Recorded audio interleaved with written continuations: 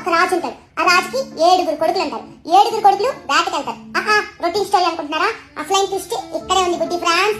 7 కొడుకుల్లో 3 కొడుకులు అంటారు, మేము ఈ అడవిలోనే ఉండిపోతాము, మాకు ఇక్కడే నచ్చింది, మాకు నచ్చినట్టు మేము ఇక్కడ బతుకుతామని చెప్పి 3 కొడుకులు అడవిలోనే ఉండిపోతారు. తిరిగి వచ్చిన 4 కొడుకుల్లోని 2 కొడుకులు రాజు దగ్గరికి వెళ్ళి, నాన్న మేము పట్నం వెళ్ళిపోతాము, అక్కడికి వెళ్ళి వ్యాపారం చేసి మన రాజ్యం పేరు పట్నం వాళ్ళకి కూడా తెలిసేలా చేస్తాం నాన్న, బోల్డెన్ డబ్బులు సంపాదిస్తామని చెప్పి ఆ 2 పట్నం వెళ్ళిపోతారు. ఇంకెంతమంది ఉన్నారు? ఇంకొక 2 ఉన్నారు. అందులో ఒకడు అంటాడు, నాన్న నేను పెళ్లి చేసేసుకుంటాను నాన్న, నాకు పెళ్లి చేసేయండి, కళ్ళం పిల్లలతో హాయిగా ఉంటానంటాడు.